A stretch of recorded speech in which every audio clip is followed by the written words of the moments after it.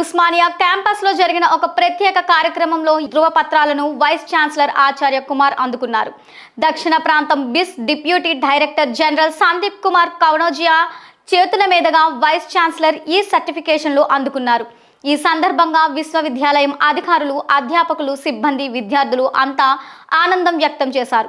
ఇది కేవలం ఒక సర్టిఫికేట్ మాత్రమే కాదు, ఉస్మానియా యొక్క నిరంతర కృషి, ఆధునిక ఆలోచనలు, విద్యార్థుల సంక్షేమానికి చేస్తున్న ప్రయత్నాలకు లభించిన గుర్తింపు.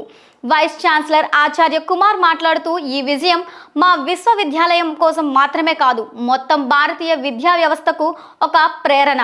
మేము విద్యా ప్రమాణాలను ఉన్నత స్థాయిలో నిర్వహిస్తూ క్యాంపస్ను పచ్చగా ఉంచడం, ఇంధన వనరులను ఆదా చేయడం, విద్యార్థులకు ఆరోగ్యకరమైన ఆహారం అందించడం వంటి అన్ని విషయాల్లోనూ ప్రత్యేక శ్రద్ధ చూపుతున్నాం.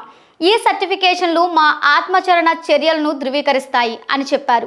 ఒకేసారి 4 ISO సర్టిఫికేషన్లు సాధించడం అసాధారణం. బ్యూరో ఆఫ్ ఇండియన్ స్టాండర్డ్స్ అధికారి సందీప్ కుమార్ కనోజియా ఈ సందర్భంగా మాట్లాడుతూ, పురాతన చరిత్ర కలిగిన ఉస్మానియా వంటి గొప్ప సంస్థ ఒకేసారి 4 ISO సర్టిఫికేషన్లు సాధించడం అసాధారణం అన్నారు.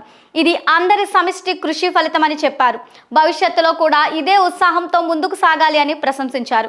పర్యావరణ రక్షణ, ఇంధన సంరక్షణ, ఆహార భద్రత అనే 4 ముఖ్యమైన రంగాల్లో ISO సర్టిఫికేషన్లు అందుకోవడం ద్వారా దేశంలోనే మొట్టమొదటి విశ్వవిద్యాలయంగా ఉస్మానియా చారిత్రక మైలురాయిని అధిగమించింది.